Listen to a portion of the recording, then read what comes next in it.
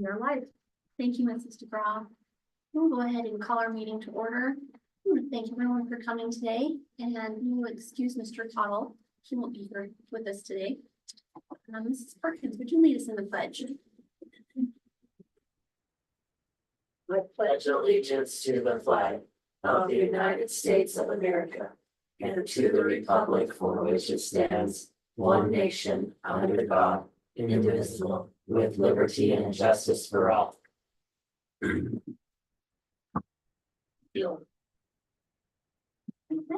the floor will be open for a motion to approve the agenda. Madam Chair, so moved. Is there a second? Second. Those in favor? Aye. Any opposed? Motion passes. Thank you. Mr. Williams, your report. Thank you, Madam Chair. There's a few things I want to go over with the school board. And it's been a fast summer, but a great summer. Wanted to highlight just from our student council and just a shout out to them and a thank you to them for all of their hard work at the 4th of July at the Hamer. So in years past, at Hamer, the Lions Club has traditionally been the ones that would provide the fundraiser dinner to help raise money for the fireworks, oversee the parade. And earlier this spring, the Lions Club asked our student council if they would help out with those two portions, the parade and the dinner. And I just want to thank our student council supervisor Annie Dowling and also Mrs. Scott, our principal, and Mrs. DeGraw here at the district office. They helped out with all of the members of the student council. Ryan DeGraw is our student body president, and all the different students that were there to help out. The parade went smoothly. The dinner went great. We learned a few things on how much stuff to order, on things like that. And also, we were just really grateful that there were no injuries with the fireworks show, and just appreciate the Neater family and all that they do for that. So I just wanted to say thank you for that, and thank you to our student council for a job well done. Maintenance departments, again, from spring into summer. During the spring, we addressed several sewer issues, both at Territon and Hamer. We started sealing the edges of roofs to limit some bat nesting, but with some of these sewer problems, we weren't able to get all of them sealed. However, as I talked with Mr. Erickson about this, we have fewer bat issues. The areas that we are sealing off are keeping the bats out. So it's a lot better than last year at this time when we were talking about all the different bats. And so the bats are probably still migrating, but finding different places to nest. There is one other thing that in the Panther Den, and I do have like up on the picture, I just have my mouse. So there's an equipment room, a maintenance type room that they fixed a broken seal on the heating system, and it was on a giant pipe. And this is one thing that a new seal had to be on. And those seals are old, they're 25 years old. Back when I graduated from high school is when they all came on there. But this last winter, with our heating system, that was starting to leak, but we couldn't address it during the middle of the winter with the boiler on. And so Mr. Erickson did a great job of helping us live through the whole season, watching the water levels in that. And when I went in and looked at that, these pipes are huge with the bolts, and I was thinking, how are we going to get somebody to do this? And he and his crew were able to go in, take the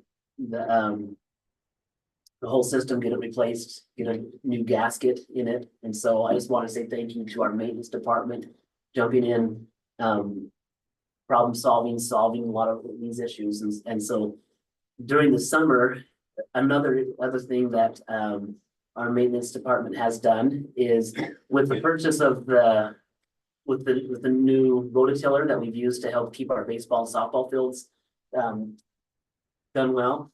They actually came in and cleared off 2 different practice fields that our community members were able to use for T-ball and also Little League. Moving forward next year, our softball team will be able to use those as some practice fields. Then additionally, they put in a watering system.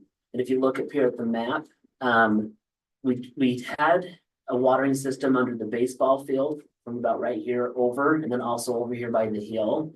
But our maintenance department in the last few weeks put in a sprinkler system that will cover the entire rest of the grounds. One advantage of this, where we traditionally, in the past, it was all done by sprinkler pipe. And when you have a sprinkler pipe, you have to have it run down one area and you run it for a certain amount of period. Sometimes it's hard to get coverage over the entire field without having just tons of sprinkler pipe out there. What we're already starting to see is with the consistent watering, we don't have to water as much because it's on the different zones. And what we're seeing is that the grass is starting to grow in stronger. Now, if we can just get rid of the voles, and Mr. Erickson's looking at a few ways to help with that as well. But we're hoping that this will make our grass grow a little bit thicker and be a better standing grass. So, Yeah, questions. This is, so Shane, I don't know. I guess what the rules are, but could you use my pesticide license to sprinkle some of the mouse bait out here, like from Scotland? we might be able to ask on that one, but that would be something that, as long as it was something, if you had the license, I don't see why there wouldn't be a problem. Okay, So just a thought, I think they can run around and drop it inside those big bins and that's what we've been doing now, is we haven't done, like, anything we do is by hand. Yeah. We put it by hand into each of the dens. He's looking into ways to see if there's ways to help with the perimeter, maybe keep them in the fields, and I don't know, maybe maybe Skidmores are pushing them out, dogs, getting them out of their fields. They're just a mess. They are a mess. But just really appreciative of all of the different work. The other thing is, and I don't know if I have it on here, we are extending this parking lot by the football field. If you came to any of the football games last year, I did do some parking out here on the grass. But Mr. Erickson has already come in and we've cleaned out the grass out of this area just to help extend that. And he'll be doing that work himself with bringing in gravel and doing all that, so we don't have to contract any of that out.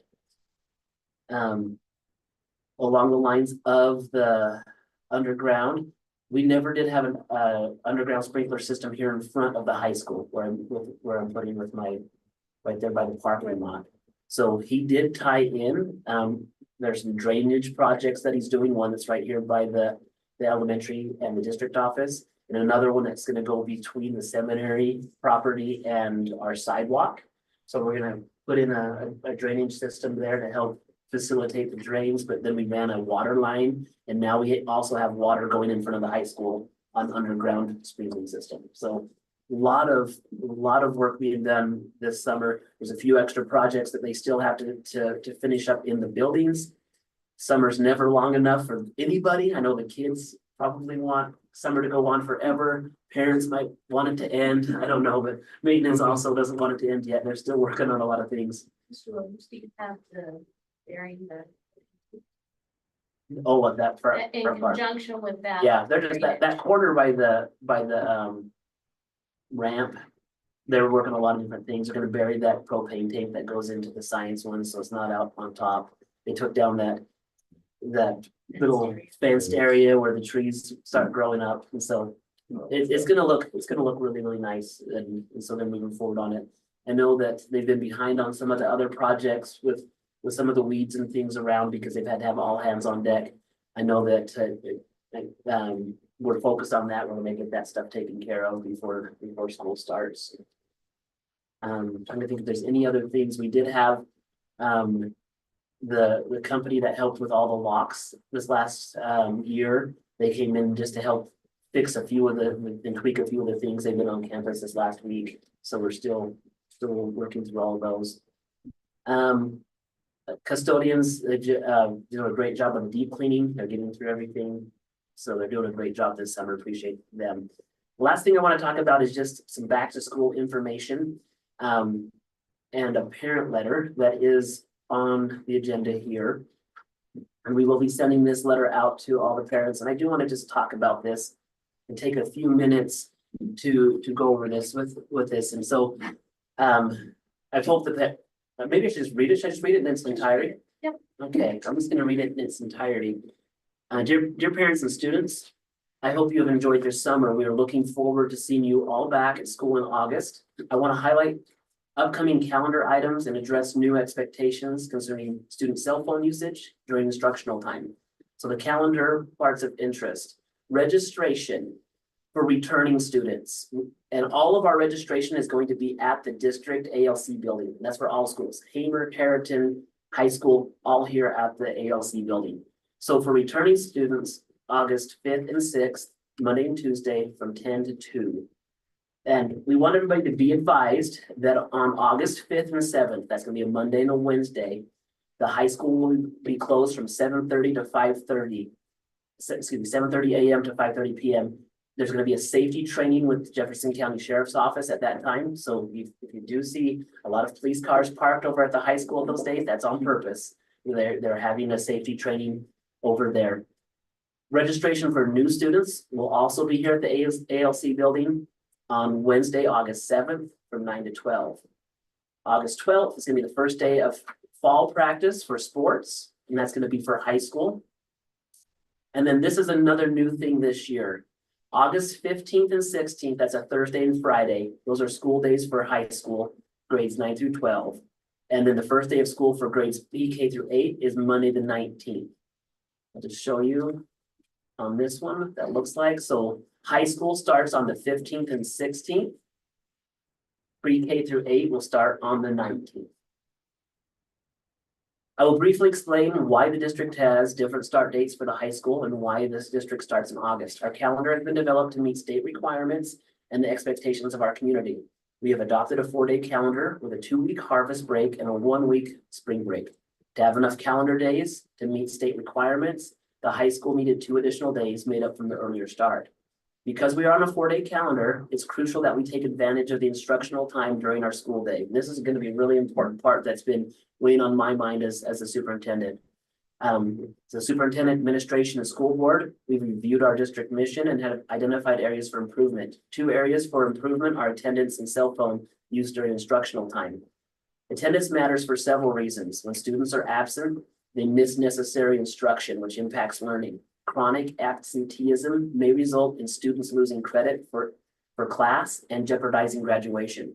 Most importantly, students who attend regularly develop habits of consistency and dependability. And these are job-ready habits that many youth struggle with and may impact their ability to be successful in their post-high school careers. Those of you that own businesses and hire people, we hear a lot of times we just want people to be dependable. We wish people would just show up to work. Let's teach our kids how to do that now. Let's help them show up to school. This is going to help them, whether they feel like they're not learning a lot of things at school, which is maybe your opinion. However, if they can show that there's consistency and dependability, that's half the battle right there. Additionally, attendance directly impacts funding. Simply put, the better our attendance percentage, the more teachers the district can hire. I know that's simplified with the funding stuff that I've talked with the board. During COVID, the state board allowed districts to be funded on total enrollment, and we were not impacted by student attendance. But now that the state has returned to funding schools based on attendance, we qualify for 1.5 fewer teacher units. And this has been the discussion through all of our planning. And this is why the district has had to reduce one math position at the high school, reduce BPA at the high school, and have split class at Tarleton Elementary. And I hope we do not have to explore more ways to reduce teaching positions in the future. So I don't want to make it sound like if we have more attendance, we're going to get more teachers. Really, we're stuck with where we're at because that's what the funding formula is. But if the attendance is worse, we're going to have to explore how to cut more. That's where we're at. Yeah, it's really amazing to me that this encourages kids to come. We're encouraging kids to come, whether they're sick or not. And when they do this, I can't understand the state wanting to have kids here when they're sick. Well, and I don't think that's the case, but it puts us between a rock and a hard It spot. really does. That's the thing. They're not gonna say, oh, don't send your kids when they're sick. But schools figure it out when the attendance is low. And so as a district, we're gonna work with people. Parents need to understand too, that it's not a good idea with all the vacations that they have during school, where they've got 2 weeks for harvest, they've got a spring vacation, they've got Christmas vacation, they've got all these days off for holidays. Why would they schedule, I just heard of a family just yesterday. It's gonna take 5 kids out of our schools to do a vacation in January. Why would, parents don't seem to understand the importance of this at all. I don't think they realize what happens Well, when they do things like this. And it's two sides of it. It's the academics and the. Sure, but maybe parents need more than this. Maybe they need this underlined or something. I don't know, but I don't think parents understand that this hurts our school. Well, the best, going back with this, the best way our parents can help with these is to have their students have consistent attendance. End of story. So, And not plan vacations during school. yeah. Maybe that's too much. The second area, especially that we're on a 4-day school week, the second area for improvement is protecting instructional time. And from my observations, and I've talked with administration and even talked with teachers, cell phone distractions during class significantly impact the learning environment. Our district guidelines require that personal electronic communication devices not be used during class or instructional time unless they're directed by a teacher. I know that sounds reasonable, but it's difficult for a teacher to be up in front and monitor a full class to make sure if the kids have the phones in their pockets, they're sneaky. We get it. We were all teenagers at one time as well. But research has shown that when a student is distracted, it takes them around 5 minutes to refocus and actually get back and re-engage completely. A 5-minute distraction daily over a school year adds up to 12 years of lost instructional time, and that is significant. Unfortunately, 12 hours of lost instructional time, and that's significant. But fortunately, cell phone distractions during class are preventable. That's something that we can do better as a district, as administration, asking our teachers to do different things. And this is one that we will be asking them. For this upcoming school year, teachers will be directed to collect cell phones from all students as they enter the classroom. We do not want students to have their phones in their pockets or with them at their desks. Students will be asked to remove earbuds during instruction time as well. The personal devices will only be allowed for instructional purposes under the classroom teacher's direction. Students' phones and devices will be returned to them at the end of each class period. If a teacher removes a phone or device from a student who does not follow these directions, the phone or device will be sent to the office and the administration will address this situation. There will be accommodations to this procedure for students requiring devices to monitor health-related needs. We don't want to come in and say, okay, I have on my app and I'm monitoring my blood sugar. We're not going to say, nope, you can't do that. We'll figure that out. That's not the issue that we're talking about. The issue is all of the social media, the reels, the Snapchats, the communication back and forth between kids. Back in the olden days, before they had phones, for us to, as teachers, we were limiting the distractions that were only in our classroom. Now it's, I have to control messages coming in from all over the place with different things. And so it's impossible feat. And we're trying to do this to protect instructional time. Again, we're on a 4-day school week. We want to stay on a 4-day school week, but as superintendent, it's more important for me to have quality instructional time. And if we can't accomplish that on a 4-day school week, we'll need to figure out a way that we address that. And it's not a threat. That's just what's most important. We have to put the important things first. And that's how serious I am about this. So cell phone usage outside of the classroom in grades K through 6, cell phones, including watches, should not be used during school hours without a teacher's permission. I know that's going to be a question a lot of parents have, but I want my kid to have the ability to text and do everything else anytime I want to. If it's distracting or interrupting instruction, it's not appropriate. We have to figure out to have those balances. In grades 7 through 12, cell phones may be used outside the classroom, but they may not disrupt the learning atmosphere, educational programs, school activities, or others' rights. So when the kids come into the classrooms, those will be collected. So this paragraph right here for this upcoming school year, They'll have to.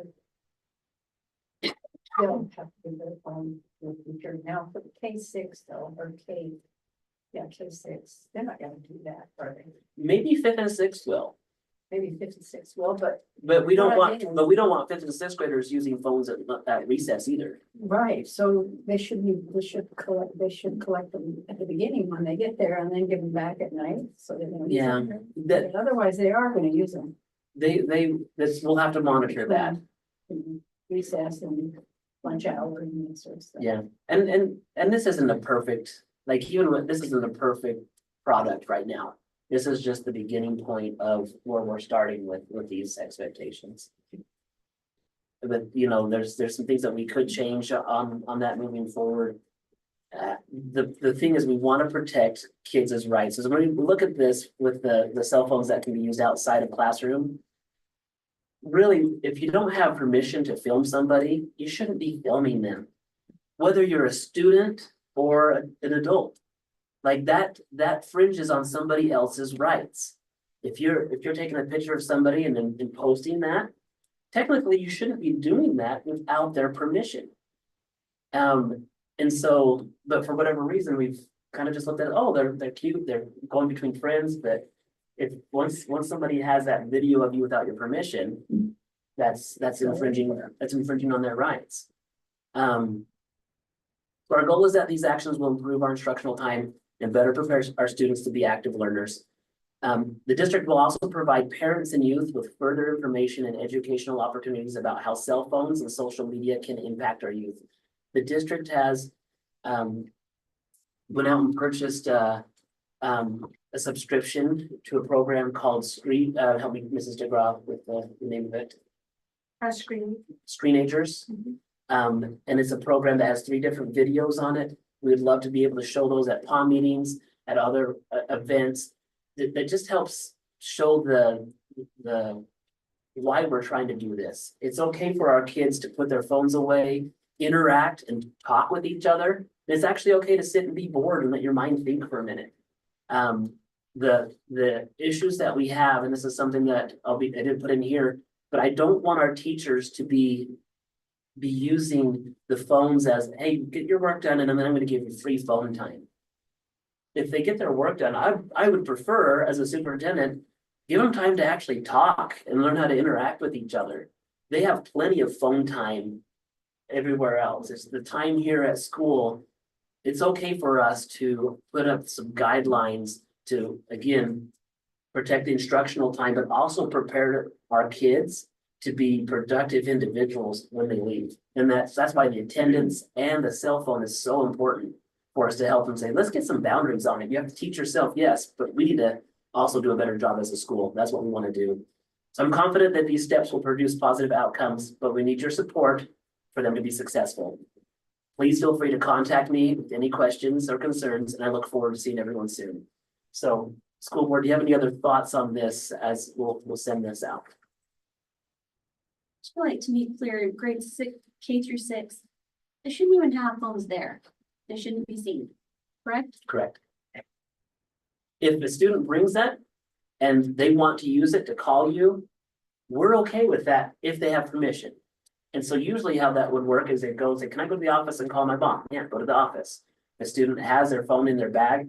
They should go to teacher and say, teacher, I have a phone. Can I call my parent right now? If a K6 has a phone in their bag, they're gonna use it during the lunch hour, they're gonna use it during their breaks. That's why we need, for these to be successful, parents, please help us out. Yeah. If that's what you want to do, encourage your kid not to have to play video games during the recess time. It's not just a problem now. It's been a problem ever since electronic tech devices, You have to be checked in. electronic technology devices. So that's all I have on my report, Madam Chair. So thank you. If there's any other questions, though, I don't know. Thank you, Mr. Williams. Mrs. DeGraw, do we have any public comment? No, ma'am. Okay. All right, the floor will be open for a motion to approve the consent agenda then. Madam Chair, has one word. Is there a second? Second. Those in favor? Any opposed?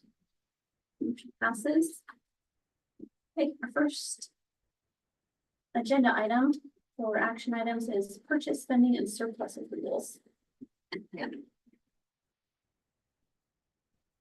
We have one purchase proposal that needs to come to the board. It is the E-rate technology project. As I've explained in previous action items on E-rate. We've applied for and received E-rate funding for the upcoming school year. And E-rate funding reimburses the district up to 80% of the total costs. So some of the examples that we've done on these projects with our technology department is the fiber wire that's gone throughout all the buildings, battery backup systems, port switches. And so with this current proposal, we're seeking authorization to proceed with this year's E-rates project. And so we've received a quote to get new Wi-Fi switches and access points. And so you might look and say, well, we've done that in years past. Yeah, these switches only have a 6 to 8 year life frame, and then the technology advances. And that's one of the things that we're seeing with our Wi-Fi hubs or switches. And so with this project, as we switch them out to the newer models, it will provide better connectivity and work better with our newer phone systems. So those are the things that Mr. Reyna has asked us to do that. So the quote that we have is from Computers In for $17,642. 80% of that will be reimbursed. So we'll pay for it first and then it will come back to the district on there. Does the board have any questions for me on this proposal? This is a replacement of what we already have as a Yeah, a replacement. They're just getting the old ones out. Updating. Yeah, taking the old ones out, putting new ones in. This is a pretty good deal, 80%. It's the E-rate's been a great thing. I know that it's been in the district. I know that our district's been receiving it for at least 10 years, if not more. Our previous technology director, Jody Weeks, has done that. We actually still contract with him to help us keep that going and appreciate him. So where does the money come from that covers this? Technology. And we do have the technology money that, which helps us stretch that money a long ways because of that. The chair will entertain a motion to approve the proposed E-rate project to purchase the new Wi-Fi switches and access points. Madam Chair, I so move. Is there a second? Second. Those in favor? Aye. Any opposed? Motion passes. Thank you. Next, the bank accounts and deposit capture machine. So with this, the district is wanting to obtain a deposit capture machine to allow the financial office to deposit checks on site. So these are those machines you see at the bank. When a check comes in, they run it through, puts it up electronically. So Zions Bank has offered to provide the machine at no cost to the district. As Zions is one of the several financial institutions that the district does business with. To facilitate this process, the district is seeking permission to open 2 more bank accounts at Zions Bank. So that's really what we're asking for is permission within Zions to open up 2 more accounts where these deposits will go into. One will be from the district and one will be from the elementary side. We already have a high school one there that you guys approved us to get. And it will exclusively be used for depositing the checks. And then that money will be brought back over to Bank of Commerce. And so that's why we want to be able to have the new accounts. So everything that goes into it, it's easier for us to track for those deposits. And so just like I said, with the point of information, the majority of our district's banking is still with Bank of Commerce. These 2 proposed accounts for the deposits, we'll just hold that money and then it will transfer back to them. Mrs. DeGraw, would you talk for a minute about how the FDIC insures your money up to $250,000? So each year when we do our audit, we have a finding that we have a risk because we have more than $250,000 under the umbrella of the whole district at just Bank of Commerce. That was one of the reasons we wanted to move some of the high school finances over to Zions. And that by moving some of this money over there, that reduces the risk that we have and we can kind of spread it out a little bit more. So if the world were to go sideways, We would have a lower risk, right? we're insured at that bank for $250,000 and at that bank. Correct. And the majority of our finances are housed at the Treasury Office of the state. Say, Thank you. Yes. So when you say you're moving money from Zions to Bank of Commerce, When I'm making when I'm paying bills or You're those paying kinds of bills. things and. otherwise you leave it there and that's it. Yeah, so just to clarify, so majority of the district's money is at the State Department or state treasury. Right. And so then when we go to make bills, we pull from there to put to the banks to help minimize the risk of that. Yeah, okay, thank you. If there's no further discussion, the chair will entertain a motion to approve the proposal to open 2 bank accounts with Zions Bank. Madam Chair, also moved. Is there a second? Those in favor? Aye. Any opposed? Motion passes. Thank you. Facilities funding. Okay, this one here is going to consist of 2 different actions. And I'm gonna start off just by talking a little bit about the facilities funding in 521. Unpack this one just a little bit more. So with the school, I call it 521, but the official name is the School Modernization Fund. We've talked about this in several meetings before. So the district, myself, Mrs. DeGraw, Mr. Erickson, we've been taking part in these monthly webinars to be trained on what districts need to do to be able to qualify to receive this money. So this is one of the checklists, so to speak, of the things that need to be done for us to receive this money. The first one, the school district attests to compliance with the dignity and non-discrimination in public education requirements. And we did it. The school district attests that it does not require job applicants to sign written diversity statements. We do not. We do not do that. School districts meet the minimum student instructional hours or the minimum instructional days set by the state board, and we do meet the instructional hours. The state board did set instructional days. We fall below that, but we still meet the hours, and so we still qualify. The school modernization funds will be utilized in a manner that aligns with the school district's core educational mission and complies with the allowable expenditures outlined in House Bill 521. And that is going to be yes. So we know that the money that comes in is earmarked for specific things. The school district leadership has watched the required Department of Education webinars. They've been amazing. And says, yes, we do that. Our school district is requesting to receive installments from the school board modernization fund. So this is one that the school board is needing to vote on today, whether we want to accept it as a lump sum annually or a combination. So that one's one that we'll vote on.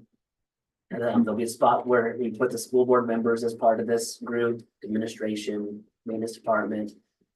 On what day did the school board approve a 10-year plan, including planned expenditures? And so this is where I want to talk about what a 10-year plan is, what it consists of, what it can look like. The way that this is written right here, it almost sounds like you have a 10-year plan that is completely perfect, but a 10-year plan is very fluid.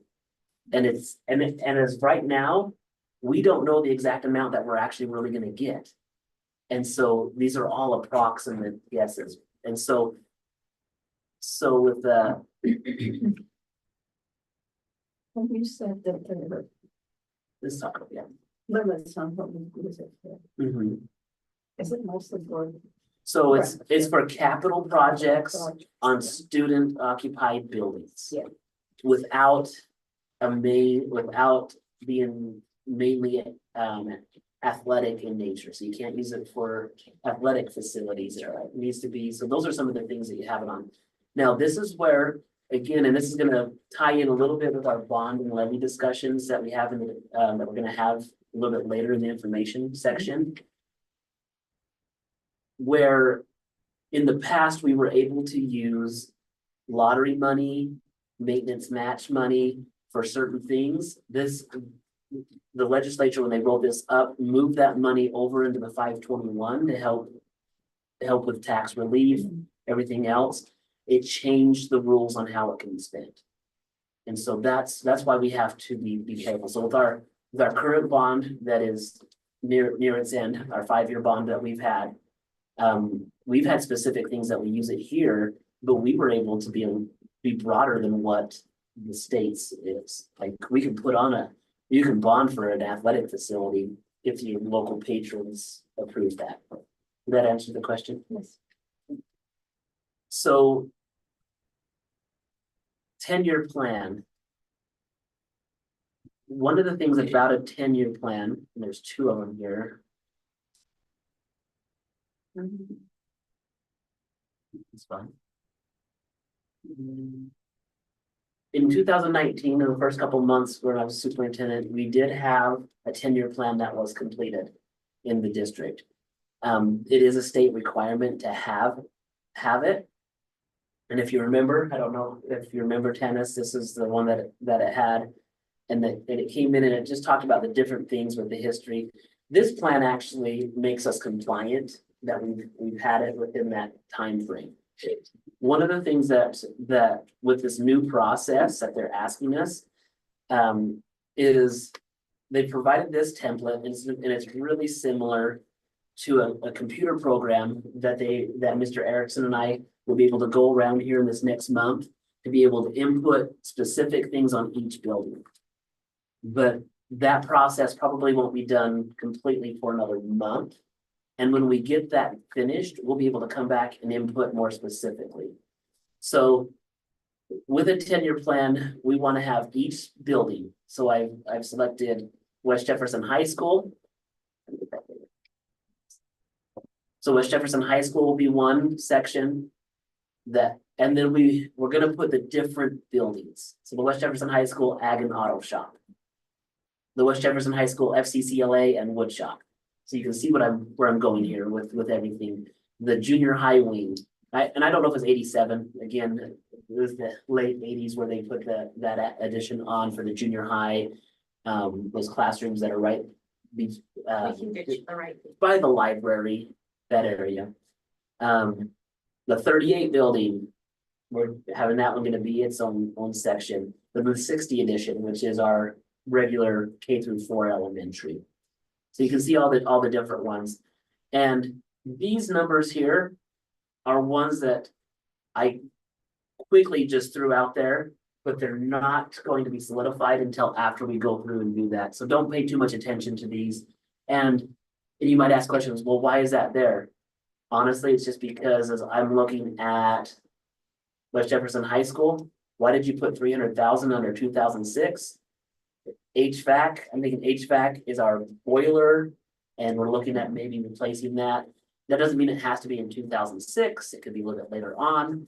A 10-year plan also is we want to put things on here that don't fall under 521. That's where it's kind of a little bit confusing, is we have to, as a business department, identify the projects that can fall under 521, but on our 10-year plan, we should be putting everything, even things that don't fall under 521 to help us better plan. So this is going to be a good tool for us moving forward. But I just wanted the board to know that this is what it's going to look like.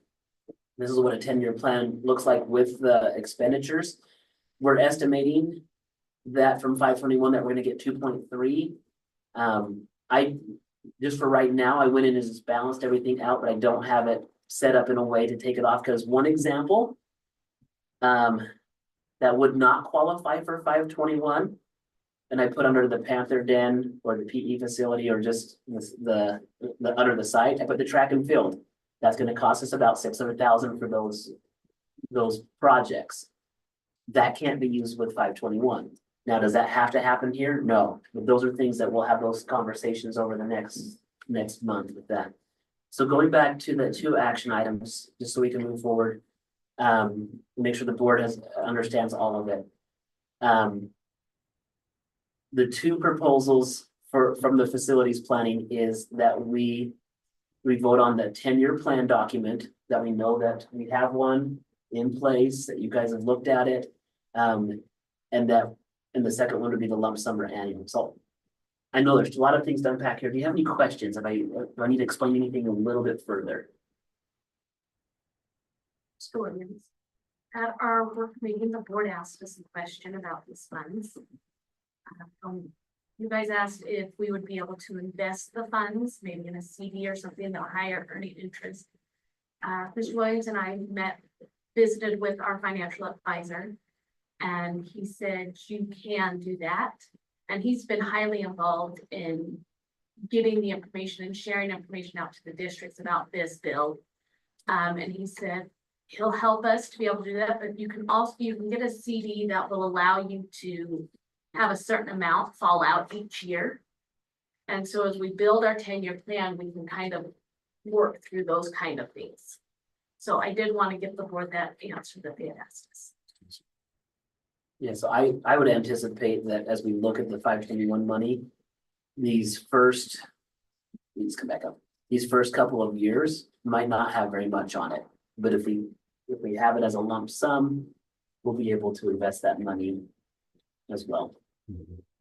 And in that discussion, we talked about were there any penalties with taking money as a lump sum? And you said there's not. So The only risk they've explained to us, there's no penalties for bringing it all, is their projections of giving the districts that certain amount of money are also on financial projections. If there was ever a downturn and the interest rates or the money that they bond for to gather all that money to distribute, if there's ever a shortfall, we may have to return some of it at that time. That's why I think as my recommendation would be, we're at a really good spot in our district when it comes to facilities with the passage of our previous bond. To be able to have as many roofs and things already taken care of. We're in a really good spot. So financially from the district where we've had our supplemental levy, our plant facility and the short-term bond for remodels.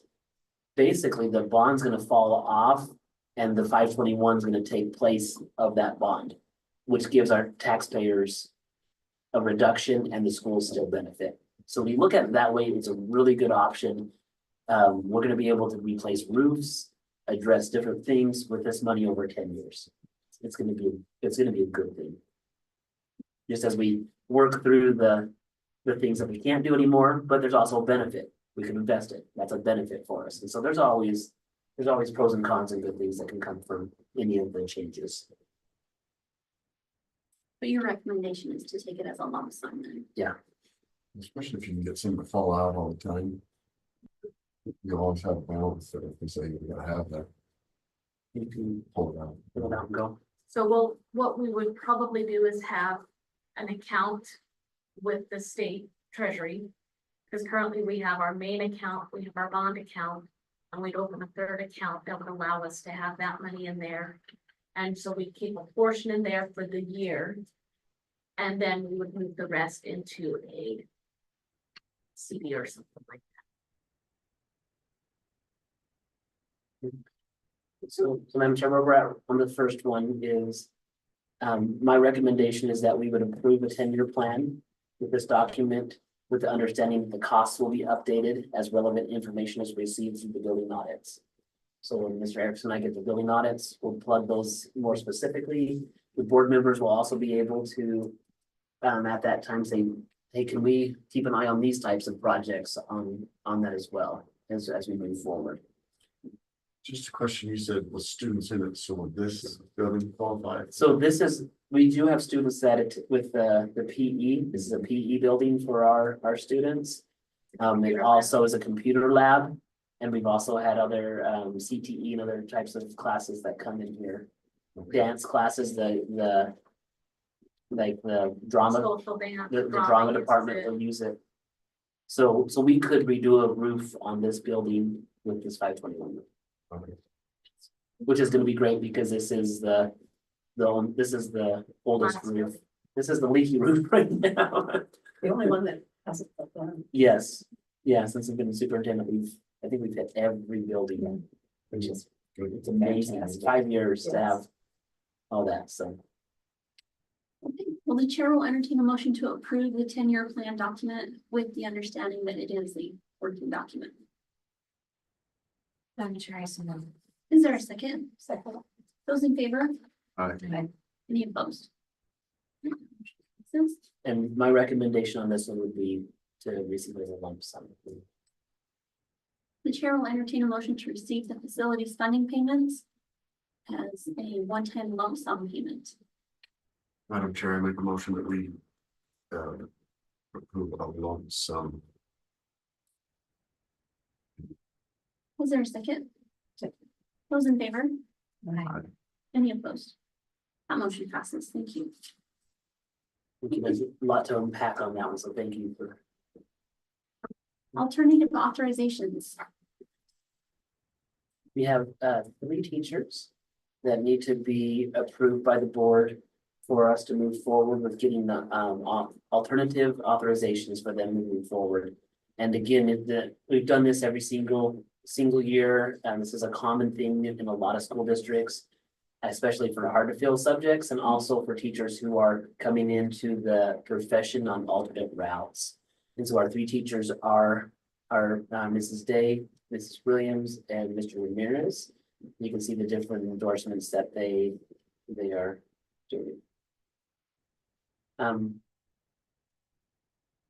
We have it. That's on purpose. It's on purpose. Yes, sir. Those are the 3 that we want to approve, right? Can you double check with me on Mr. Ramirez's? Oh, that might be the wrong endorsement. That's the wrong endorsement that we have up there. Can you You double grab check? his file, Mhm. if you guys can. We need to hold off. I think we might have had an error on this, because I believe that's not a K-8 for Mr. Ramirez.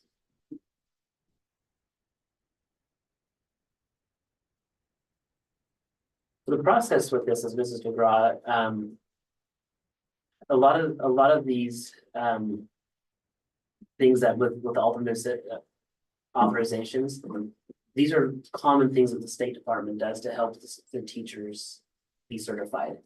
I actually went through the same process when I started as a special ed teacher at Madison. So I had a certain degree to start, and then I started taking different classes. And so you're still authorized to teach, it just allows you to receive the funding from the state. So, We do have the incorrect. He's actually seeking 2, okay, that's what I thought. natural science 6 to 12 Mhm. and health 6 to 12. Yes. Okay, so with that error, Mr. Ramirez is not K-8, natural science, 6 to 12, and health, 6 to 12. So just make that note as you make that vote on this.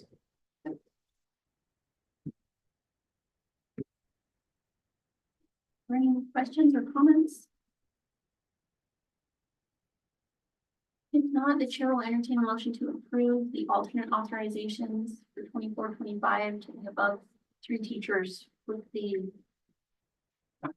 amendment of natural science and and health, 6 through 12. Yes. Madam Chair, I so move. Is there a second? I second it. Those in favor? Aye. Any opposed? That motion passes. Thank you. Informational items. All right, take a deep breath, you guys. We got. So, first readings.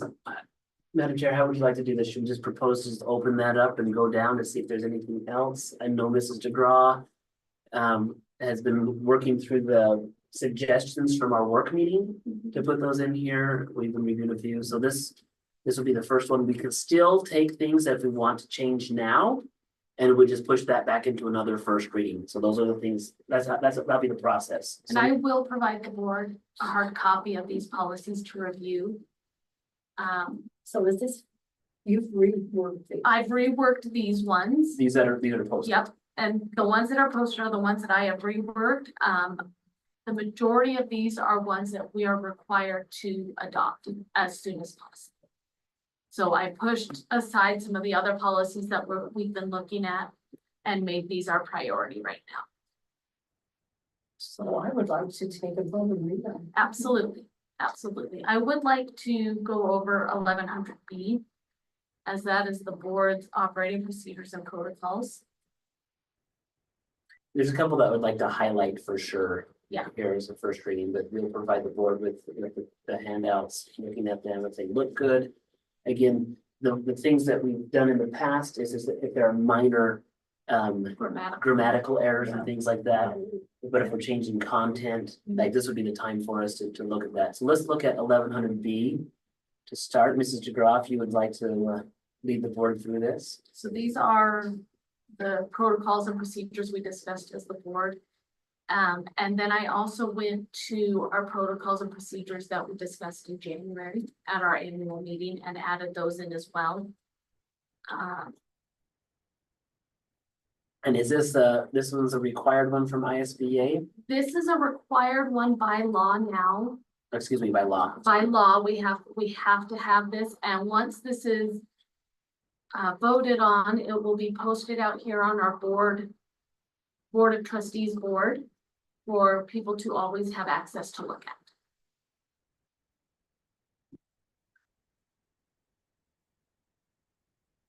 Is there anything that jumps out, Mrs. DeGraw, that's Is this pretty much the same as it was? it's the same thing that we've been doing? We removed some that we didn't want. I edited some, I joined some. But it is pretty similar. At the very bottom, Mr. Williams, I keep going down to the next. I just got page. stopped on one right here because the Yes. pressure's on. The board will avoid long board meetings. Sorry. Wonder what they mean by that. Anything over what? In my trainings, as An I hour. mentioned with other board clerks, there are some boards whose regular board meetings take 3 to 4 hours. On a regular basis. And is that including executive session or is that Um, excluding? I think that's excluded. Okay. For their public open meeting portion. And that answers that. So I'm scrolling down more. Which one did you? The 25 through 27. Regular board meetings will be broadcast as a courtesy. Once a vote is held, the board will be unified in its action. If contacted by the media, seek guidance from superintendent or board clerk. Sound reasonable? Okay. All right. So I will print off a copy for each of you to look at that. Did you need some approved today? Is that what you? Oh, Everything we're not- can be approved today. This is gonna be our first reading. This is information. Oh. Yeah, we're done That with. other reading didn't count. No, it No. did not because I made major edits Major to all of Okay, them. all right. Yeah. That's Yeah, that last one was just just a word. the work meeting, hash it out. Any others that we want to look at here? I know there's some middle school vacancies. That one's pretty straightforward. The library materials is. And this policy is already a policy. We're Let's making amendments. Make an to it. amendment. And the big amendment in this one is. Trying to think. Oh, is this the, This is the one where. If you don't have a full quorum, like a full quorum for our board is 3. And if something happens and you have 2 board members recalled. And you don't have a full quorum, you can still we still conduct business. conduct business. Okay. And that was changed in the law with this legislative session. Probably we can move down to the library materials.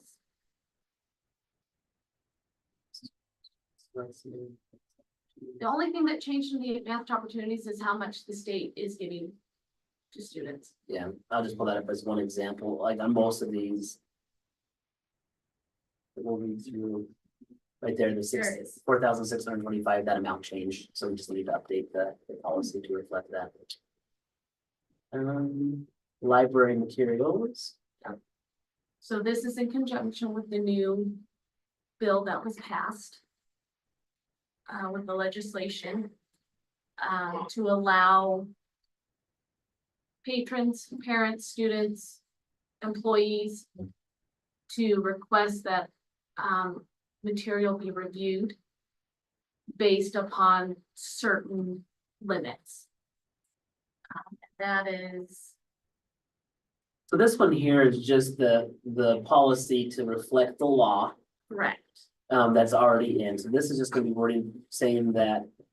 We need to have a place, or we need to have an area for restricted materials and access to do that, and so the procedure. Is that the second one, or the form? I- The Let's procedure, see. did the procedure No. load? So so go ahead and load that one, but that's library materials, but it's the next set of policies that are about the review. Okay. So this is just a form that we will create a permission slip for for students to check out the This is actually restriction. the permission slip that will be used at the library. Ms. Dowling helped me go through this. And that just makes us make sure that we are meeting the requirements of the new law. And then this one right here. Yes. So even though the one bill says library bill, it's any materials in a school district. So it's not just the library section, it would be a classroom, yeah, correct.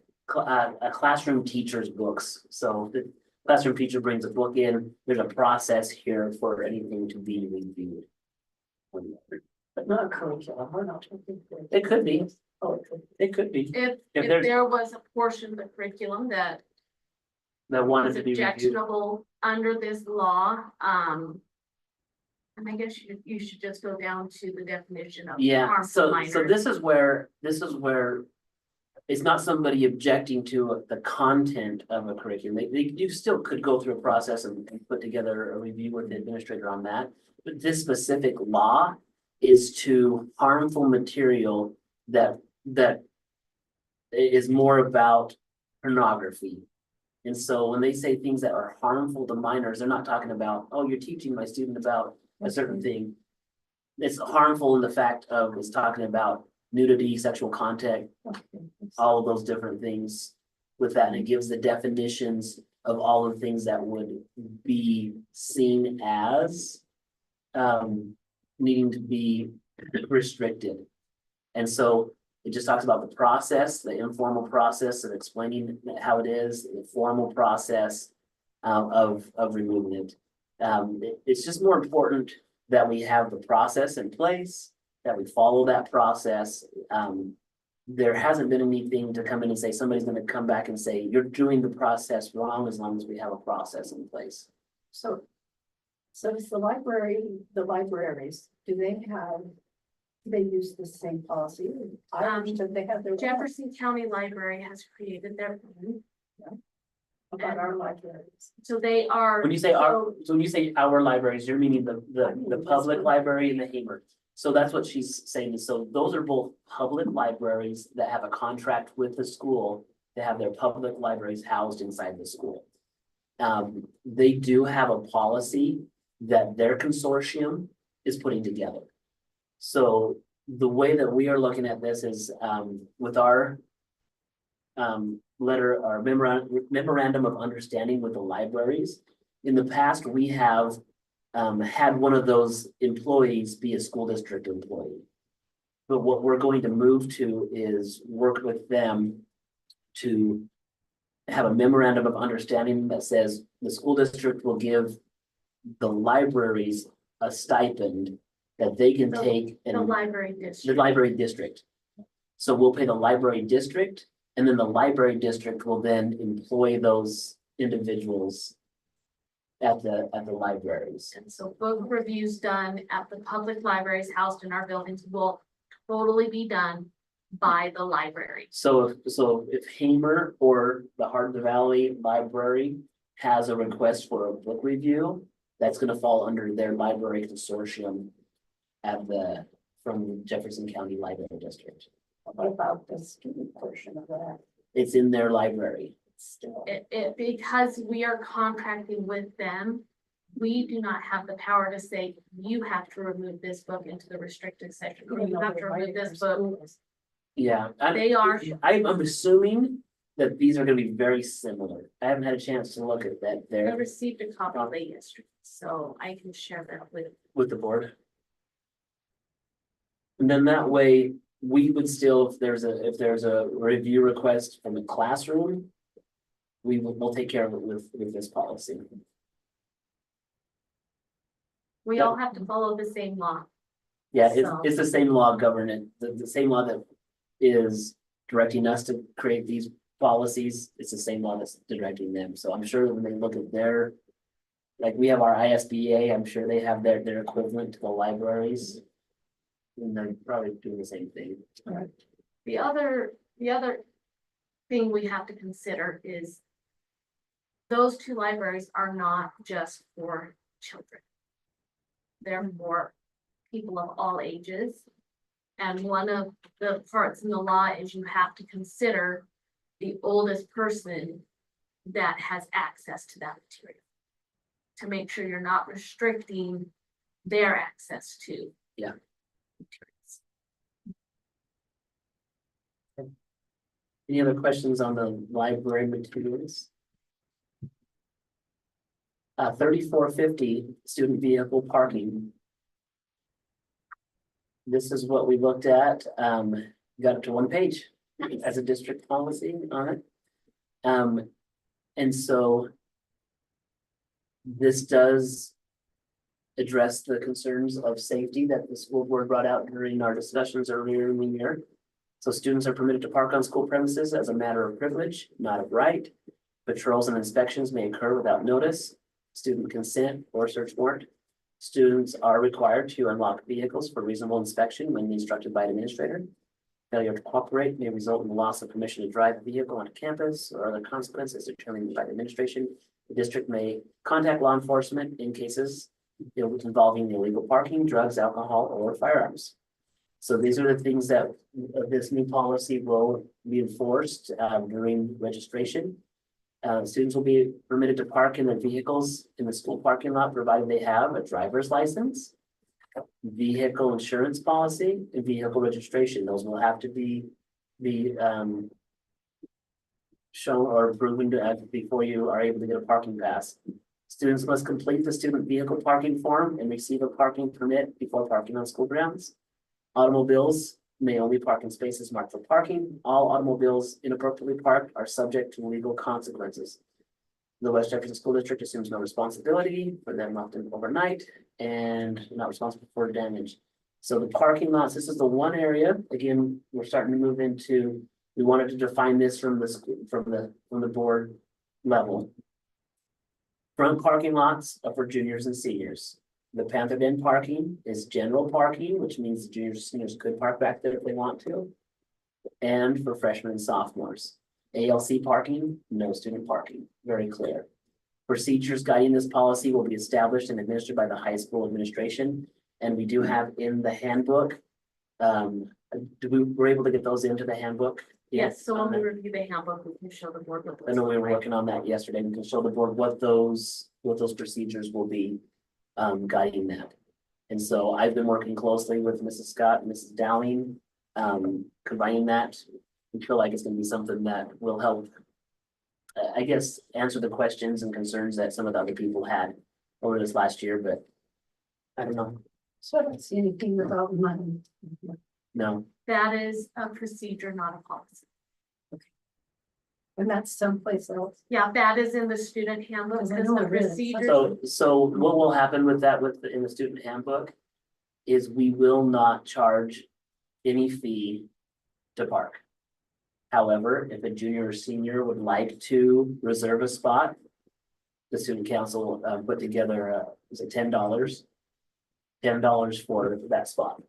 And so for the year, That's for a private parking. That's for a spot, private but spot. Any Spot, yeah. junior and senior. could can park everywhere there else. Up front, Mhm. without paying, but if you want your own. And as long as, and if they're gonna park in somebody else's spot, then administration will take care of that based off of the discipline rubric that we have. Will there be different tags for those that have purchased? there will be two tags, one for the back, one for the front. And then if somebody reserves a spot, then they'll get a sticker that goes on their tags. It's only $10. Yep. Who wouldn't? You're clever. So I have a question. Are we continuing to refer to this building as the alternate learning center instead of referring to it as the district building? We need to call it both. Yeah, there's advantages to calling it both. especially when it comes to, when we look at the use of the building. And again, I'm kind of maybe pivoting a little bit from before saying, hey, maybe this is the district office. But because it's student occupied at certain times, then that does allow us to be eligible for using different funds for it. So I think I'm gonna call it the district ALC. District office slash. Yeah, hyphen, whatever you want to do. Yeah, slashes. Distinguish between the two of them. Slash it down there. This is our district office, or the district office is located in this building. Yeah, Yes, It's just people that are trying to find it. correct. yeah. That's a good question. Just curious, just so that there's continuity with Right. all documents, And whether it's a with letter or. with some of the stuff that we're learning. So it's maybe, beneficial. maybe on that one, we could, like, as I'm looking at this policy on number 3, district ALC parking. Yeah. You know, that might be one way to. Okay, And I don't believe that that changes the content of this policy if we change. no. And if there's anything that, I know we're looking at the safety more or less, that would be something as you go back and read these on the first reading. You can call Mrs. DeGraw and say, what about this? We can add it on here, come back and have another first reading on it, you know, things like that. So feel free to, that even though there's a lot going on with this, that's not being like just rushed on it. Right. We have We don't wanna time on rush all it. of these. So you mentioned that registration is the 5th and 6th, Mhm. so will you have a separate table just for parking? I don't know, Mrs. Scott, you're in here. Do you want to write that? It's just on a sign that says high school parking. And there'll be a way for kids, freshman kids, as they get their licenses later on to be able to come and do that. And I think with this, my understanding is we will not give it if they just have a permit, because with a permit, they're not supposed to drive without their parent. Is that correct? Right? Yeah. Correct. And then we thought of if students drive multiple cars. The form can list multiple cars. You kind of need a map of the parking lots, so if they want to reserve a spot, they can.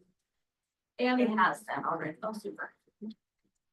And That's that's the it. first come. Does that money go to Seniors probably first. the seniors?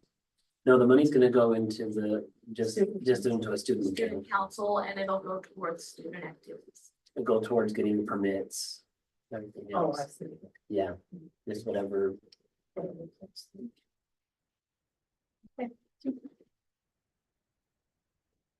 Any other ones? No, I don't think there's any other ones that we need to, Let's review that one that you're on, Mr. Williams. the public participation in government. Yes, because this is part of the new law as well. Right, go ahead, Mr. Grant. And this is. I just wanted to point it out because it is part of the new law that. Patrons have the right to. Comment, to make public comment before any action is taken. That's why we moved our board minutes down into our consent agenda. Because we now legally cannot approve that before public comment. It also will define out what they're allowed to speak on. They can only speak on agenda items. So it's clarifying for the public and it's clarifying for us what public comment should look like and how it will change. In our work meeting, did we talk about posting this one also along with the board Yes, operating that will also procedures? have to be posted out here. Did 4105F not make it on there, Mr. Williams? I don't see the form, no, the form did not make it. Okay. I will add that on. Is that just the form about for addressing complaints and grievances? Is that? So it's our green sheet that we used to have. I had to add some additional. It does, the law does state that in order to make public comment at a board meeting, you must be a parent or guardian of a student, an employee of the district, a district student, or a resident of the district. nor anybody else that wants to make comments at board meetings are not allowed to. So we have added a line into public comment for their address. So that if they live outside of our boundaries and don't have a student at the school, they will not be allowed to make comment. And then a section is being added that has them mark if any of what they're gonna talk about includes the hiring of employees, the qualifications of employees, the evaluation or performance of employees, or a complaint concerning a student. By marking one of those, then they are not allowed to speak.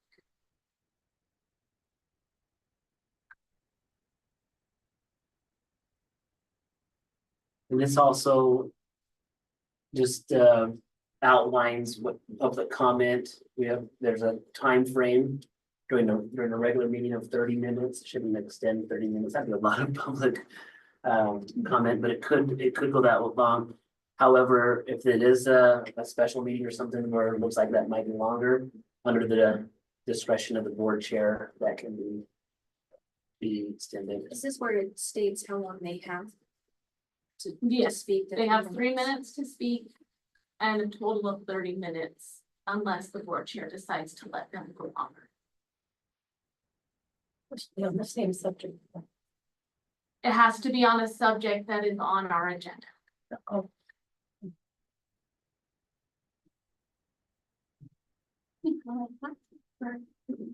Down where is this the,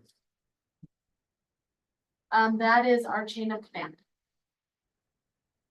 order, teacher, staff? Board of trustees. That is it. And that is outlined in our grievance policy. But we are getting this consistent across all of our policies, that the direction of how you need to address that issue. What's the one section, maybe it was on the request to the board. That you were talking about how, we were talking about that one example, or an example of. A patron wants to go directly to the school board member, the school board member should say, have you talked to the board clerk? Or, like, what's that one? So I can't remember what the policy it is, but it's in one of these policies that we've attached. That if, it might be in the library bill. The restriction, reviewing of material. So Yeah. there's the committee that reviews the material and has their finding. If they disagree with that finding, it directs them to go to the principal. If they disagree with that, then it goes to the superintendent. And then after that, it states that the board has final say. And in there, it states that all requests to speak, to have the board review these items must go through the clerk. And there's a reason for that, it's actually, really should be that way with all the grievance ones. If you have let's just use the library one as the example. So I call up Tanis because I'm a parent, and I'm saying, you need to check out all the things I feel are wrong in this book. Instead of you taking the book and saying, hey, yeah, you're absolutely right. The board needs to say, okay, so you need to go through this and stop telling me about all the exact examples of how this is bad, because I'm the one that has to vote on whether the committee, like. At the end, I have to vote. The board then, if they listen to patrons, get very specifics on that, that board member is at risk of having to recuse themselves from voting. Especially if that's what they want to have happen, so maybe this parent feels like the committee isn't going to go in the direction they want. It makes it worse if they tell you all the things about it, and Because so then you no longer can be objective in it, so it's almost like the board needs to protect itself still from all that information at that time. And I know that's hard, because especially when they're like, I just wanna get it off my chest and tell you how much this is wrong. Okay, stop, go back to the chain of command first. Have you at least told them, and so let's move from the library example to a personnel issue. And they're upset about a coach or a teacher on what they did. Have you had that conversation with the teacher yet? You know, if you go from teacher, no, I don't wanna talk to the teacher, so I'm just gonna jump all the way up to the school board. You're skipping 3 different steps before that it should be able to get taken care of. And so worst case scenario, let's say that what they're saying is something that could be an offense where somebody should get fired, you know. That makes it even worse because now it's just removed your job of making that final decision of whether or not somebody is offered a contract or you remove a contract. That's what this board is for. I know those are extreme levels on it, but that's why those are set up. And so if it really is that somebody just wants to get it off their chest, they need to go get it off their chest first in a productive way to the person and say, hey, I want to work this out. I didn't like how this happened. Can we work this out? Like, that's gonna be the best way for us to have things. And if not to the person, to their direct supervisor. Yep. The other thing that these new laws are allowing for is for patrons to request certain items to be on the agenda. And that too needs to be directed to the clerk. And they need to, you don't get to determine, I would have said the board chair. it's actually the board clerk. And then I provide that information to the superintendent and board chair.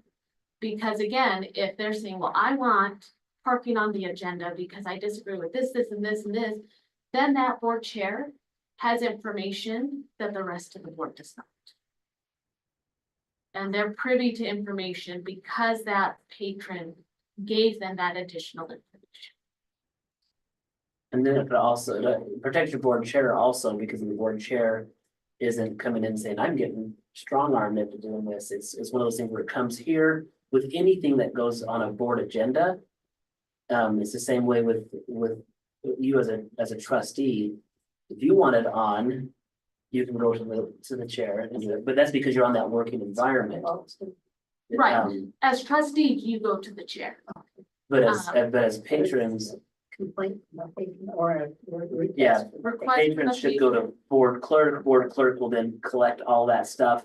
And then when we're putting together the board meeting, Madam Chair, this is what was a request from a patron. Do you feel like you need to put this on, yes or no? And then between her and I, we decide whether that's a board meeting thing or a different meeting. And all of this has to do with the open meeting laws.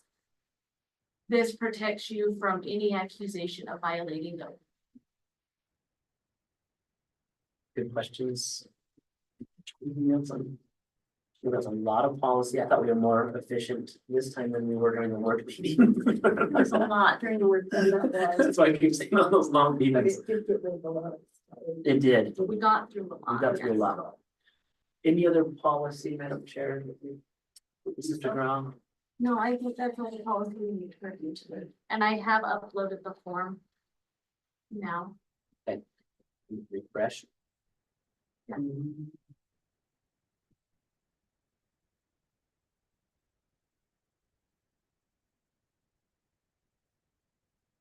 2530. No, that's not the right one. No, I'll try and get that fixed. okay, we can probably move on if you'd like to. Bonding fund update. So we did, with 5.2 and 5.3, these two kind of fall together.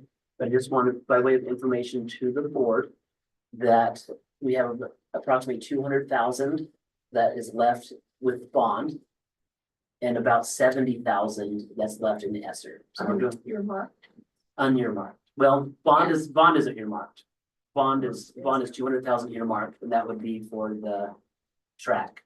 The ESSER, we have 70,000 that's unearmarked. Everything else is, there's a little bit more that shows when you look into it, but by the time you take all the earmarked stuff on that.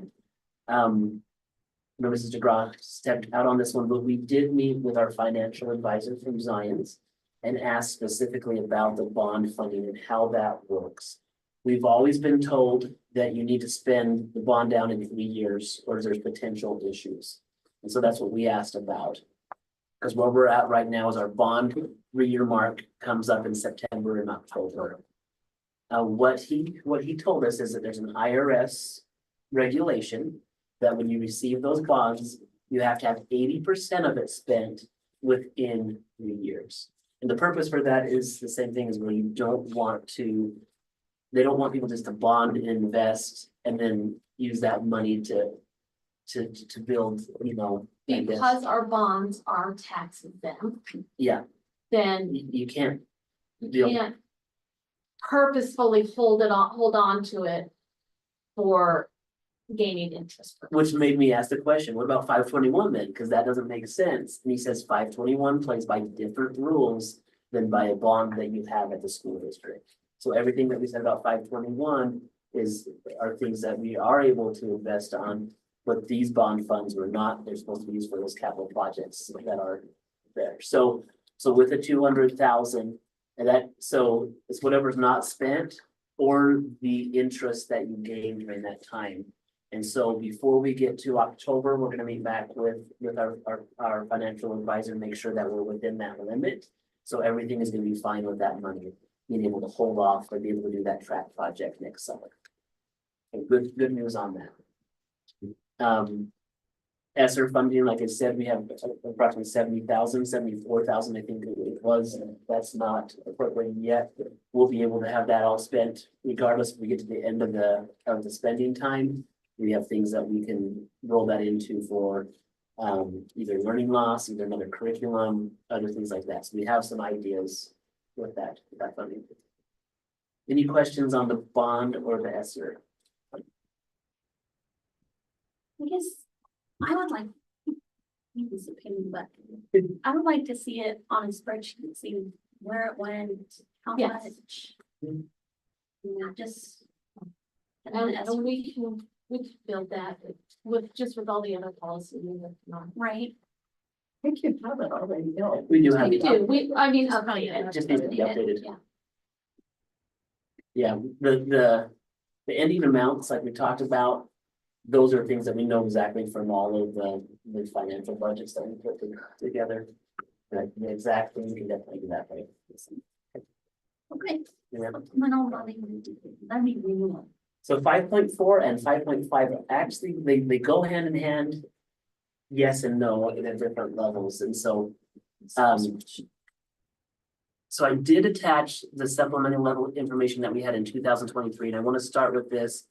I haven't had a chance to update this portion yet because we just got that information on the other attachment about 10:30 last night. So this is what with our supplemental levy and just the history of it on when we've ran it. So I put this out before we ran one more block, which would have been March of 2023. So when I do come in and update this one, we did review it in 2023 for the 360 amount. And I can't remember off the top of my head what our passage rate was last time. It was in the 70s. Yeah. This last time. Just as way of information. And you might be saying, well, Shane, we're only in 2024. Why are we talking about this one more time? What happened is you can see we ran this one in March. A March election is no longer available for the renewal of these elections. And so going back to this one here, as shown all of the different total rates when it comes to how much is the taxpayer burden from the district. One thing that's changing the landscape on this is the House Bill 292 and the House Bill 521. Those are both bills that were used to reduce this number over here to the taxpayer. And so what happens is this is actually the full amount that your taxpayers would see if they don't receive any of those 292 or 521 benefits. But they do have that. So I haven't had a chance to come in here and create this on what it looks like on what the actual tax amount is going to be for each person. I'm gonna pause right there to see if that making sense, Mrs. DeGraw, as well. Yeah, let me, pull that email up. I have it. You have it, do you have it right there? I just wanted to pull it up here, so.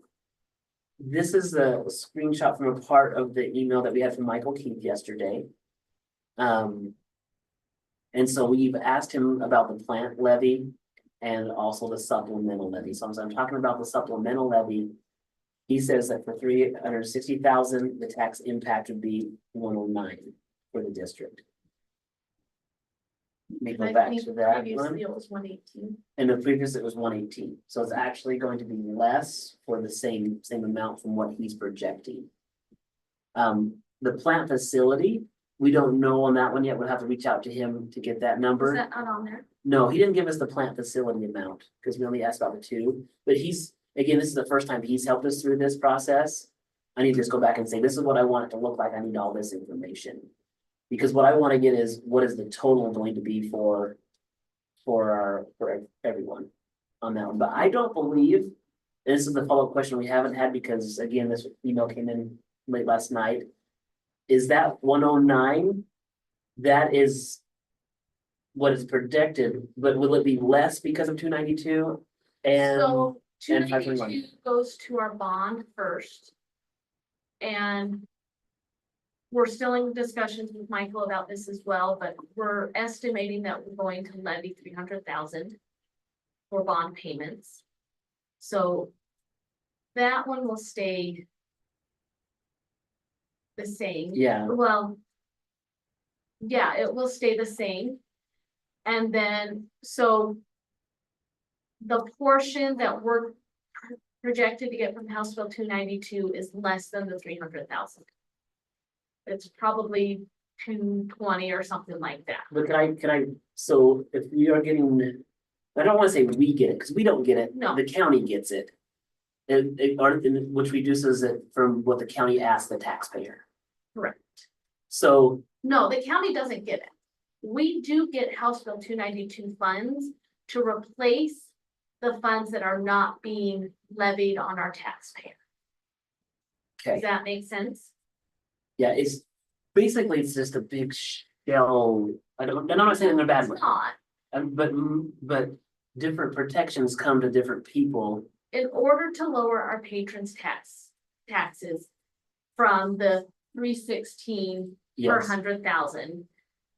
The House Bill 292 is initially applied to our bond levy, our bond that we're levying on our patrons.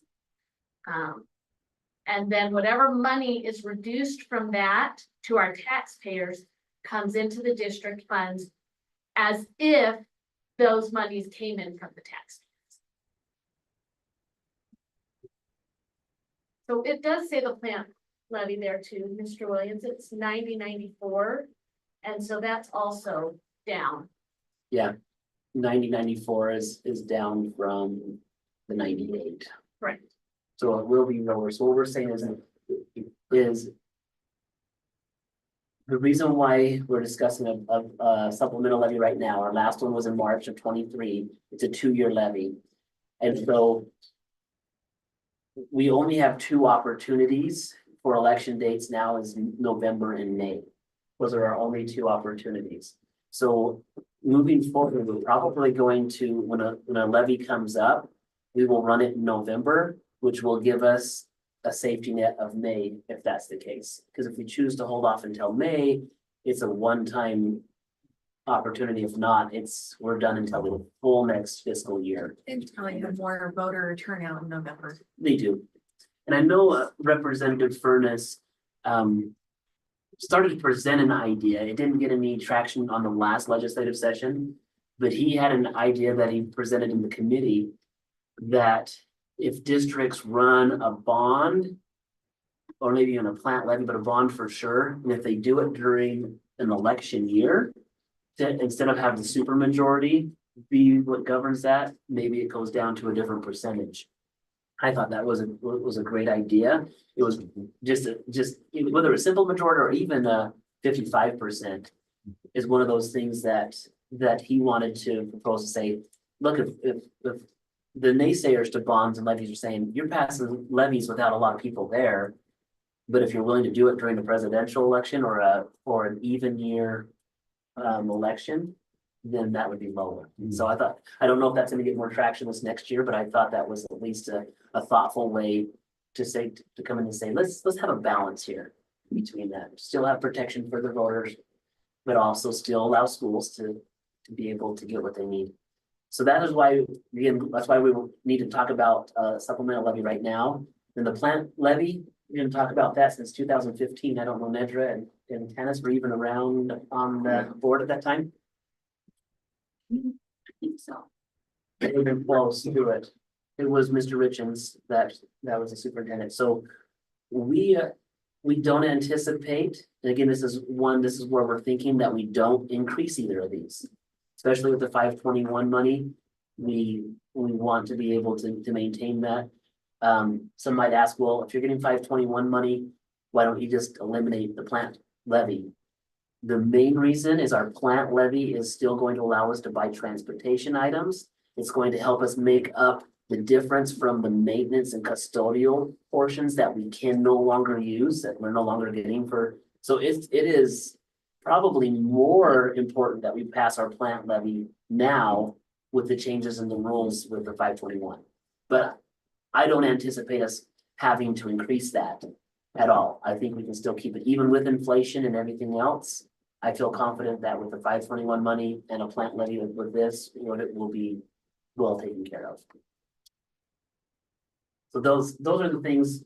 So moving forward, as this is discussion, in our next board meeting, we will have some proposals together. The board will have to take action on whether or not we officially choose to run a plant levy and a supplemental levy in November. So that's something that the board still has the right to say, nope, we're not going to do that, or yes, we are going to do that.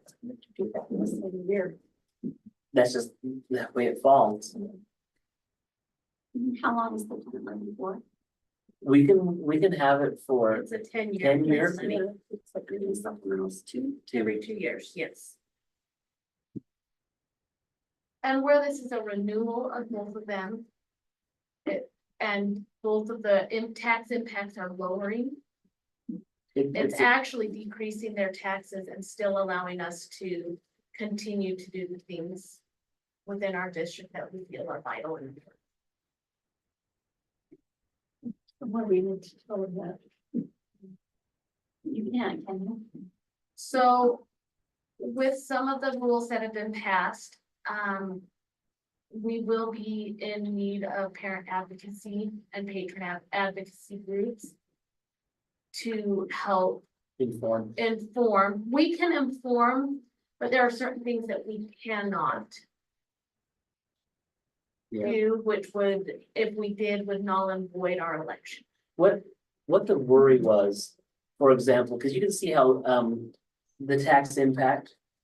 You can see how the tax impact is actually lower than what it was before. And so districts could say your tax impact is lower than last time because of that.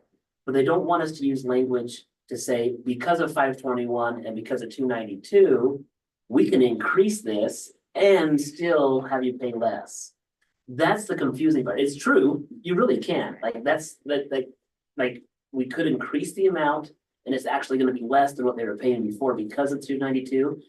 The legislation that was passed is just made it so districts can't use that to their advantage to try to educate and pass a levy, even though it is accurate. It's accurate information. It's just that one that we can't use during the elections. And since the board has not officially voted to go towards and have a plant levy right now, I can say that. Because Like- right now you're educating. on Right other now, laws. it's just a conversation.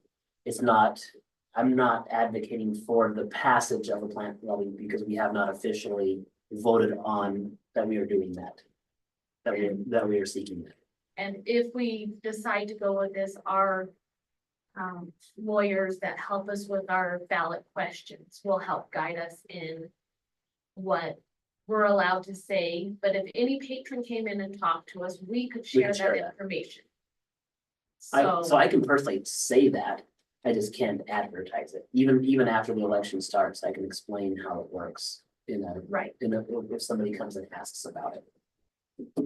I think the rule is if it's more than 20 people, that's considered mass dissemination of information, and that is one of the rules that we have to abide by to not. But school board members are able to share their opinions. That's one thing that I didn't understand initially as a superintendent. I thought it was for all of us, but school board members can speak their mind and say yay or nay. Yeah, advocate for what they're. Right, lots of good information to know. And I'm going to move on to the continuous improvement plan. This will be short today. I just wanted to let the board know that I do want to meet with our teacher group and admin group that went to the PLC conference and maybe discuss a little bit about revisiting the mission and vision, just a few things with wording and things like that that I got from ideas from the PLC conference. That this would be a time that we'll be able to adjust these goals and different things that we have. I know when our work group, when we talked about again, the attendance and the cell phone things that came out from our work meeting, the conversations about quality teaching and learning, fiscal responsibility, school environment, and community relations. I do want to add some things in here that we want as a strategy, that we want to protect instructional time and make that a main focus of that. I don't know if there's any other things when it comes to again, we're meeting a lot of these really well with professional development. I think maybe with strategy 4, we could probably tie 4 under 3 and maybe have that be a section where we do talk about instructional time, encouraging kids to come to school, combating chronic absenteeism, things like that would be kind of a direction I would like to go as a superintendent with some of these goals. Responsibility.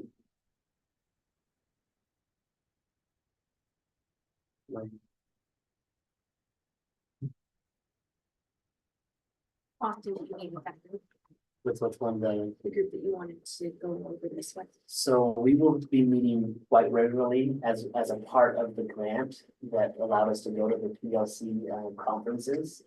We'll be meeting at least monthly, if not every other month or every 6 weeks. But you're gonna have a meeting before school starts. We will have a meeting next week. We'll administration, so Mrs. Scott and Mrs. Erickson and myself will be meeting with the state representatives. But then that group will get together, and that's gonna be a great, they call that the guiding coalition, district guiding coalition. And those teachers will come together, and that's where we'll be able to discuss a lot of the quality teaching and learning aspects of how are we doing as teachers. And I really feel like it's been 5 years where we've been on this process. We've had turnover. Again, you have to look at this. I'm on my 3rd principal at the high school, and I'm on my 3rd principal at the elementary. That either means that we just have turnover or people don't like working for me, is one or the other. But that does disrupt the helping things continue. And so I feel very confident with where we have Mrs. Scott and Mrs. Erickson, both in the community, that we should have some consistency moving forward with these groups. That's been one element that's kind of made us lose traction at times. Good question. So just letting you know that we will be revisiting this, and in September, we'll revisit this again in August, and in September we'll vote on it to approve it moving forward. By that time, I'll have more information on where we came in with some of our goals and different things on this. Football field. So 5.7 with the football field and track replacement, this is one piece that we just wanted to, again, we've been talking about this, it's not new. But with the track replacement, we do have that bond money that we did find out that can be rolled over as we spend up to 80% already. We can hold that over. That was our biggest concern. We didn't want to replace the track first and then the football field afterwards. With the football field, this is something that, again, coming up in the next couple of months, we'll want the board to have the opportunity to vote on whether or not we should move forward with these projects. Once the board votes on moving forward with these projects, then I will put together requests for bids for the different parts of this. A proposal for projects is probably the route that I want to take. The difference between the request for qualifications and a request for a proposal is, if I do a proposal, it will allow companies to come in and say, hey, I think we can do this and this and this, instead of us saying this is exactly what we want. So there's two different ways we can look at it. It just depends on how we look at that for the bids to come in. And so I just wanted to have that out there. If you have any questions or comments on football field or track.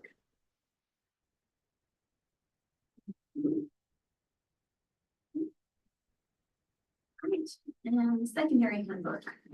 So as way of just discussion, we want to allow the school board to have eyes on the secondary handbook, just as a chance to say, I like this or add this. Just get feedback. And so this is not a vote, it's not where the, and that's why it's a procedure still. It's not where the school board is responsible for every little thing in the handbook, but we want you to be aware of it because, let's be honest, West Jefferson High School, with all of the activities, that's really the face, your high school is your face of the community. It's not the district office, it's the high school. And so Mrs. Scott's been working to get this going. Again, I'll just briefly go through. I don't want to take a lot of time. We do want to allow this to be available to students, both in print, but also in electronic formats. And so the handbook, it is something that, because it's a procedure, if there's something that needs to be updated, it can be updated during the year. It doesn't require a board vote. It just is something that administration, and when that happens, Mrs. Scott will always come and consult with me, making sure that all of administration is aware of it. So again, a few of the things that, let's just jump down with the bell schedule, the teaching positions. Some of the positions haven't been filled yet, so that's why they're not in there. Mrs. Scott has a few things with school work habits, but this right here. So as we were looking at some of these, I wanted to put some of the newer things up closer to the top. So cell phone use that we just talked about, it's going to be at the top. Attendance procedures. Again, I appreciate Mrs. Scott last year. She did reach out and work with kids when their absences started getting higher. Absences and being in school, it's going to be a focus. We want to have kids here, not just for the financial reasons. We'll make it financially regardless of whether kids show up or not. It's really the academics. The kids that miss are generally those same kids that are in trouble with, or not, trouble's not the right word, at risk of losing credit and then at risk of not graduating. Like, those are our concerns. We want these kids to be helped and taken care of. But this attendance procedures are there at the front. And then our parking procedures also. Which of the day does the student have to be there to? It's so secondary. It's a good question. How much of the day do they have to be counted? There's two pieces there. There's one, the piece for attendance. For attendance, they need to be there for 5 out of the 7 periods to be counted as a full day. It might even be 4. But then you have 3 class periods that you're losing credit in. So even though you can check the box and say, hey, we get funding for you to be there for 4 periods a day, check that off as attending, but you're missing 3 periods that now you're in trouble for. So it's one of those things where people think, oh, I only need to be there because of attendance for funding. No, you have to be there for all those periods. Is that accurate, Mrs. Scott, on how to see that? Our school tracks not by day, it tracks by class hour.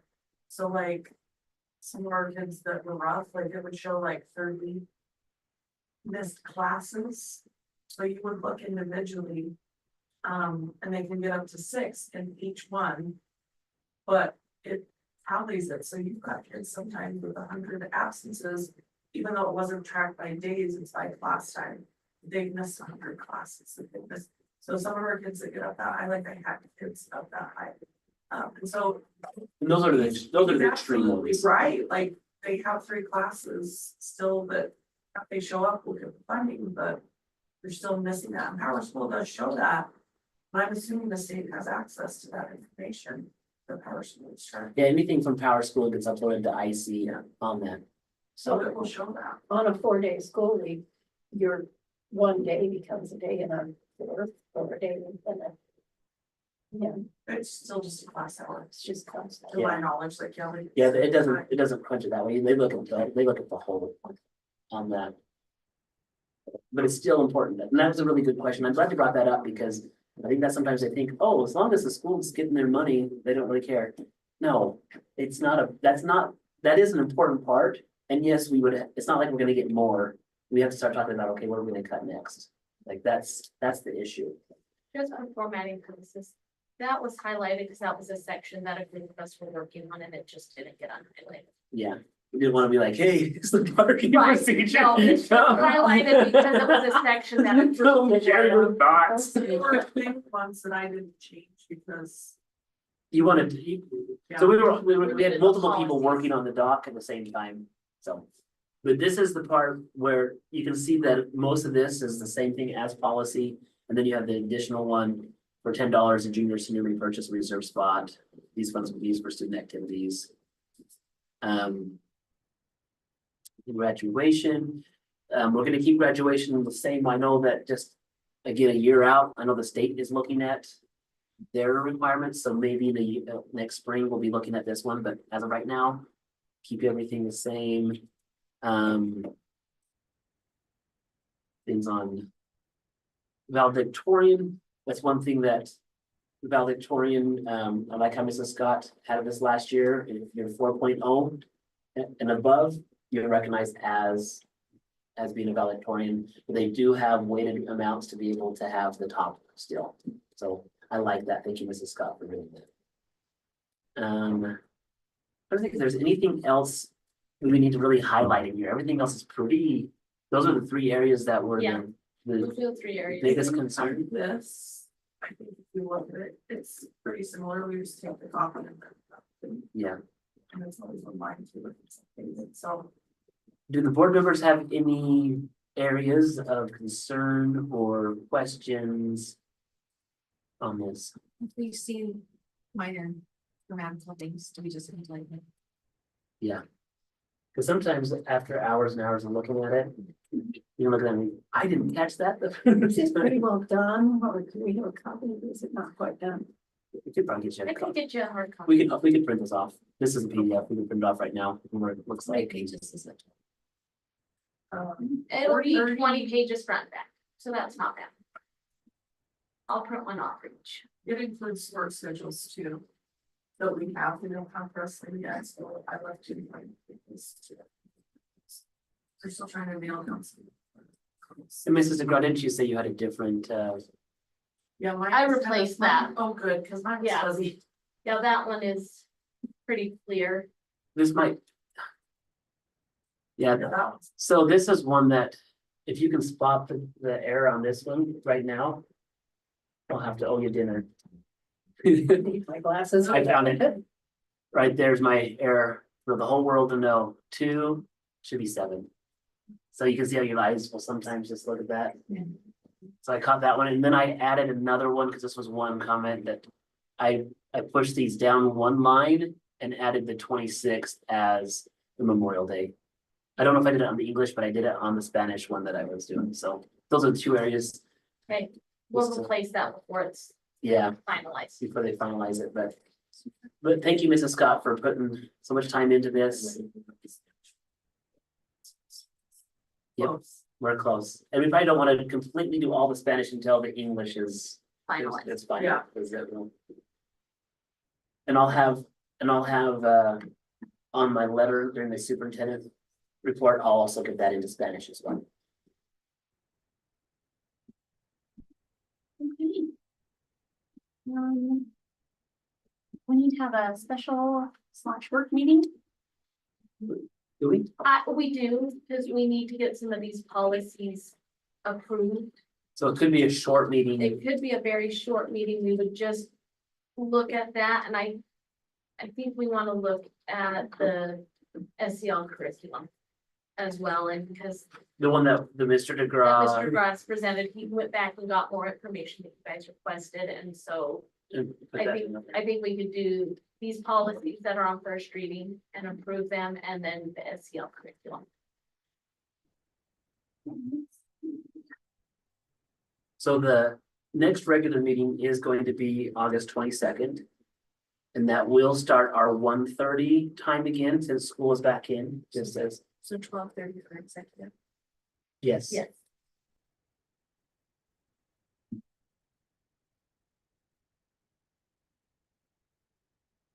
So we could do it the week, sometime during the week of the 29th. Because then the next week is Fair Week. Let's do it on Pig Show. Right, Should we do that on? on Thursday? Spare warning on it. Yep. Yep.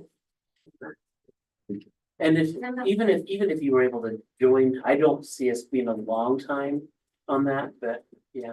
And that alfalfa is starting to grow, isn't it? It's, now it's starting later. I know, I need to get the pipe moved off, my field, so I don't hurt my back again. Brother, I'm just starting to feel good again. I think that's a job for your sons. Might go get it moved off now, I don't know if I wanna water. So is there a day that week that works? Would August 1st work at all, you guys? That'd be a Thursday, August 1st.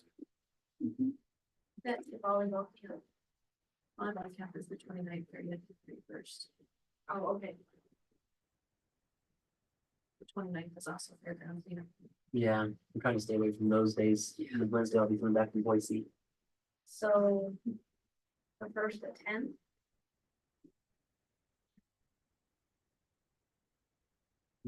And that would be a special meeting instead of a work meeting. That would just be a special meeting looking at policy and possibly one curriculum.